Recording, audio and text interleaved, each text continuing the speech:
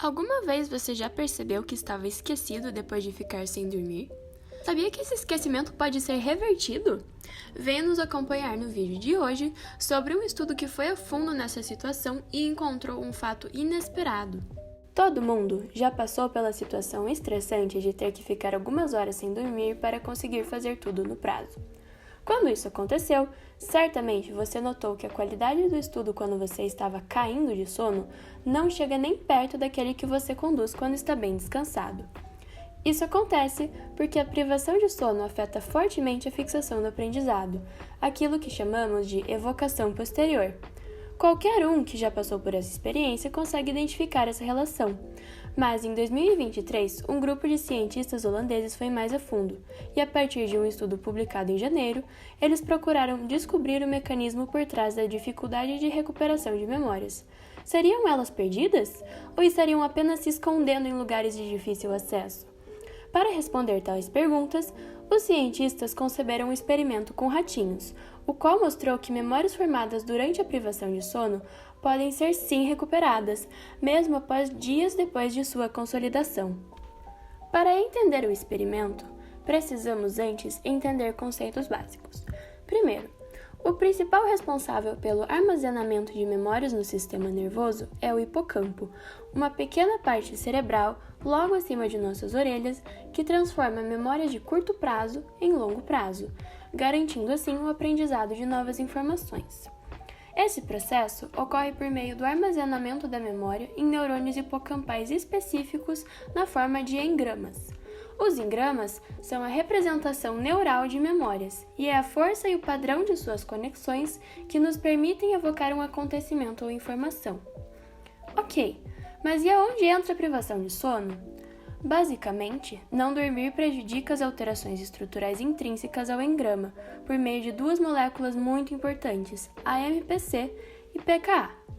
Com o processo de mudança estrutural afetado, a concretização de memórias também é abalada, e o indivíduo que dormiu pouco terá menos ativação das células que fazem parte do engrama da memória. Agora, podemos ir para o experimento em si. Os cientistas usaram dois grupos de ratinhos, um que tinha dormido bem e outro que estava em privação de sono por 6 horas. Por meio de uma tarefa chamada Memória Objeto Localização, em inglês OLM, foi possível correlacionar a formação de uma memória com o tempo que o rato passa explorando um objeto que foi mudado de lugar. Se ele lembra daquele objeto, passa menos tempo explorando. E se percebe que foi realocado, passa mais tempo explorando o objeto, pois não está familiarizado com ele, justamente porque ele formou uma memória de que o objeto não estava ali antes. O resultado do experimento foi que os ratos em privação de sono exploravam qualquer objeto com o mesmo afinco, tendo ele sido realocado no mesmo lugar ou não. Esse quadro indica que esse grupo falhou em reconhecer a novidade espacial, pois não tinham mais acesso à memória de objeto localização que formaram previamente. É agora que a coisa ganha conotação de ficção científica. Em uma segunda etapa, os cientistas aplicaram um método de laser optogenético nos ratos em privação de sono, que é um laser que é capaz de estimular grupos neuronais específicos. Quando aplicada essa técnica, esse grupo de ratos foi capaz de detectar a alteração dos objetos, uma vez que o laser ativou neurônios específicos antes do teste OLM, despertando a memória do rato e permitindo que se lembrasse da posição anterior do objeto. E o que os cientistas concluíram a partir disso? Que não ocorre a perda total da informação na privação de sono, e sim apenas a sua inacessibilidade, a menos que haja um estímulo forçado dos neurônios participantes do engrama daquela memória. O teste foi repetido com laser 5 e 8 dias após o primeiro experimento, e ainda assim os animais ainda eram capazes de detectar a mudança do lugar de objeto. No entanto, os cientistas encontraram limitações para essa técnica. A ativação optogenética isolada do engrama era insuficiente para recuperar as memórias a longo prazo na ausência de estímulo do laser. Então, o terceiro passo foi testar uma abordagem farmacológica. Já que pesquisas anteriores demonstraram que níveis maiores de AMPC aquela molécula que a gente já abordou anteriormente, deixam memórias mais resistentes ao impacto negativo da falta de sono, o medicamento de escolha para o experimento foi o Roflumilast. Essa molécula é responsável pela inibição de uma substância que faz o controle do AMPC, chamada de PDE4, de forma a aumentar os níveis de AMPC durante a retenção de conhecimentos e, consequentemente, reforçando o engrama neural. O resultado obtido foi empolgante.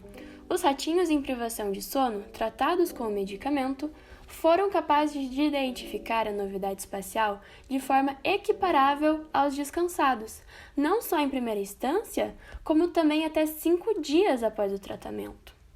Ok, mas e por que parar por aqui?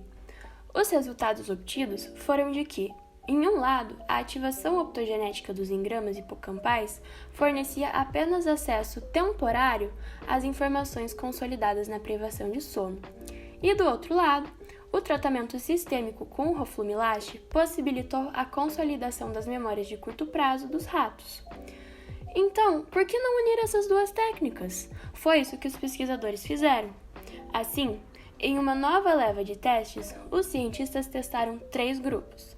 Um grupo de ratos sob o efeito de Roflumilast, outro com o efeito do laser e um terceiro sob o efeito de ambos. E observaram que o terceiro grupo obteve uma recuperação mais permanente do acesso às memórias de objeto-localização. Isso tudo sem que tivessem que ser estimulados novamente. Então, a conclusão final do estudo foi de que é possível recuperar memórias da amnésia por privação de sono. Informações que antes acreditávamos estarem perdidas estão apenas em estado inacessível e podem ser sim resgatadas, inclusive por métodos artificiais. Tudo bem, mas qual a aplicabilidade disso para o nosso dia a dia? As implicações são incontáveis. Um dos principais exemplos, segundo os próprios autores do estudo, é o uso de tais métodos para melhorar situações de déficit na recuperação e evocação de memórias, como na doença de Alzheimer. Tal enfermidade neural é atualmente uma preocupação crescente, não só apenas por não existir cura, como também porque a tendência mundial é o crescimento de seus índices devido ao envelhecimento populacional mundial. E é isso, galera! Espero que tenham gostado do vídeo e aprendido coisas novas. Para mais conteúdos como esse, inscrevam-se no nosso canal. Tchau!